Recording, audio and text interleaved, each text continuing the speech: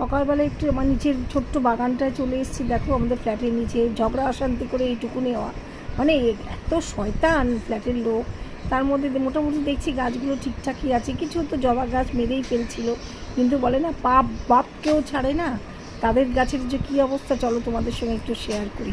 ভীষণ বদমাইশ, আবার একটা 60-65 বছরের মানুষ এত বদমাইশ কী করে হয়, সত্যি কথা মানুষকে না দেখলে বোঝা যায় না।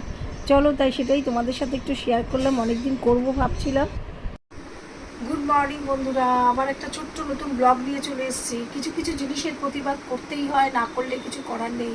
এই যে মানে আমরা জন্মে থেকে যেকে দেখে এসেছি রেল লাইনের ধারে আর কি, প্ল্যাটফর্মে ছোটো ছোটো দোকান, মানুষ মানে পাউরুটি, চা, এইসবগুলো, ফল, জলের বোতল এগুলো বিক্রি করে, সব কিছু। হ্যাঁ, তাদের রুজি রুচি, তাদের সংসারটা চলে। আমার বয়স এখন 54 বছর বয়স।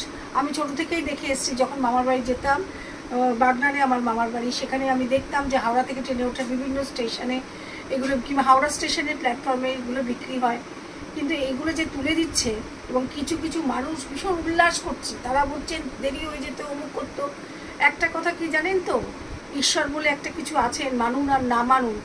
আর অন্যের মুখের খাবার যদি কেউ কেড়ে নেয় না, সেটা দেখে যদি কেউ আনন্দ পায়, তার কোপটা আগে যে কেড়ে নেয় তার ওপর তো পড়েই, এবং যে আনন্দ পায় তার ওপর কিন্তু পড়ে। হ্যাঁ, তাই বলছে আজকে আপনার চাকরি আছে কি ব্যবসা আছে, তাই জন্য আপনি অন্যের মুখের খাবার কেড়ে নিচ্ছে বলে খুব উল্লাস করছেন। বেশি দিন নয়, বেশি দিন নয়, আমি খুব মানে আমার নিজের চোখে দেখা এরকম অনেক কিছু দেখেছি, সে তাদের মুখের খাবারও চলে যাবে।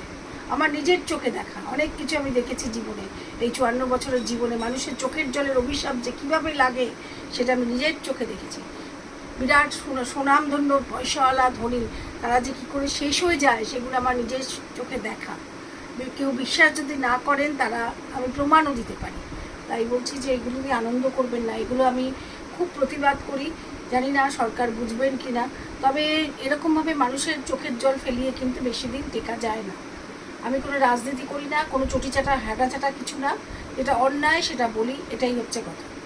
যাই হোক, চলো দিনটা তো শুরু করলাম, তোমাদের একটু ছোট্ট বাগানটাও দেখালাম, হাট দেখালাম। যারা হিংসা করেছিল, আমার গাছগুলোকে মেরে ফেলছিল, তাদের ফুলের গাছগুলোর কী অবস্থা।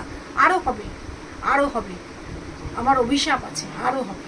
এবং এগুলো আছে আমারও, আমি নিজে অভিশাপ দেওয়ার না, আমি ঈশ্বরকে বলি তোমার জন্যই তো আমি লাগিয়েছি দুটো ফুল।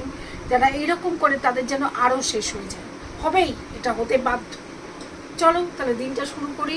আর দেখো ঘরদোর সব গোছানো হয়ে গেছে, আজকে রান্না করা আছে, তোমাদের নতুন নতুন রেসিপি দেবো, একটু সময় দাও।